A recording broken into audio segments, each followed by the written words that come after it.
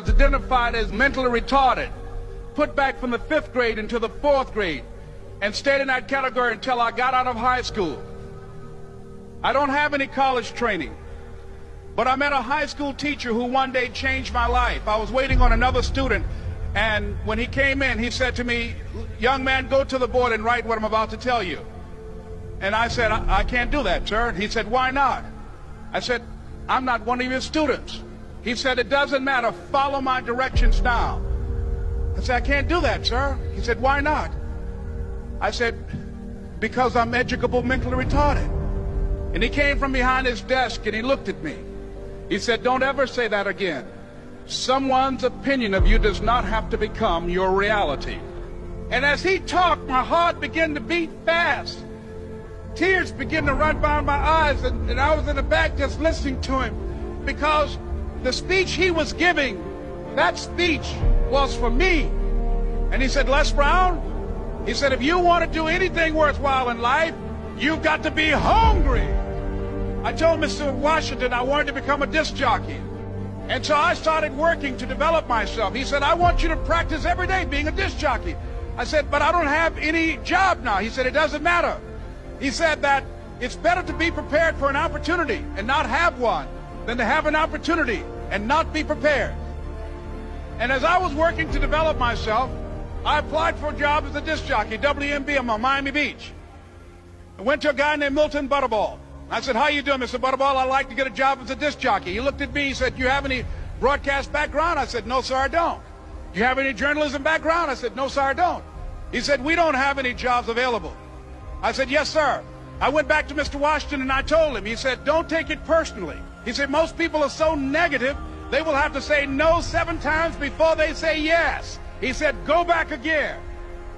So I went back again. I said, "How you doing, Mr. Butterball? My name is Les Brown." He said, "I know what your name is. What do you want?" I said, "I'd like to know whether or not you have any jobs at disc jockey, sir." He said, "Didn't I just tell you yesterday we didn't have any jobs?"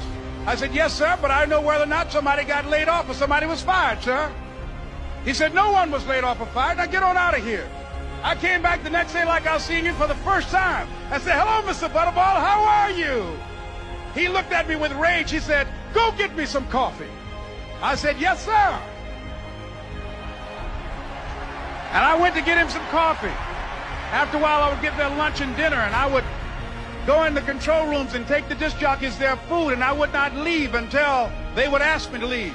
One Saturday afternoon, while I was at the radio station, a guy named Rock was drinking while he was on the air. I was the only one there, looking at him through the control room windows, walking back and forth, young, ready, and hungry. Pretty soon the phone rang, and it was the general manager. And I answered the phone. I said, "Hello?" He said, "Les, this is Mr. Klein." I said, "I know." He said, "Rock can't finish his program." I said, "I know."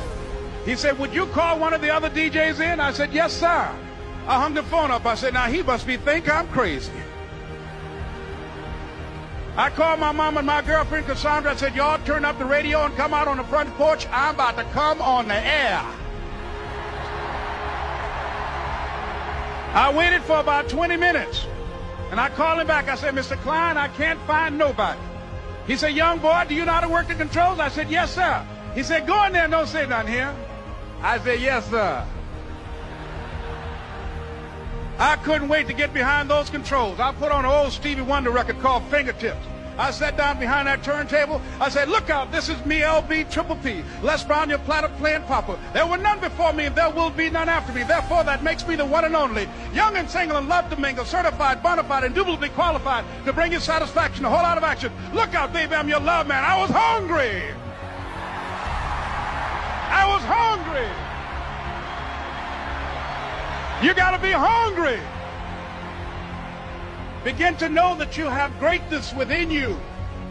And if just one of you here begin to envision yourselves as being blessed and highly favored to reach your goals, if just one of you capture the essence of what that means, that you have greatness within you and a responsibility to manifest that greatness, that you can make your parents proud, you can make your school proud, you can touch millions of people's lives And the world will never be the same again because you came this way.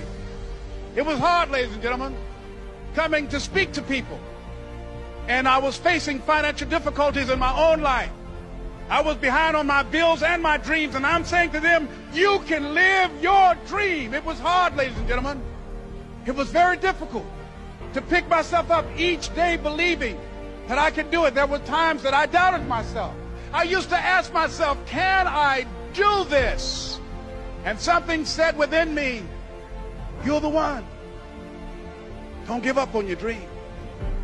By continuing to push forward, by continuing to run toward my dream, that one day I would have my own talk show. It's a long shot, ladies and gentlemen, from Liberty City, an abandoned building on a floor, never knowing my mother or father. It's a long shot. Being here with you today in this dome in Atlanta, it's a long shot. No college training, labeled educable, mentally retarded, but I kept running toward my dream. Don't stop. Don't stop running toward your dream.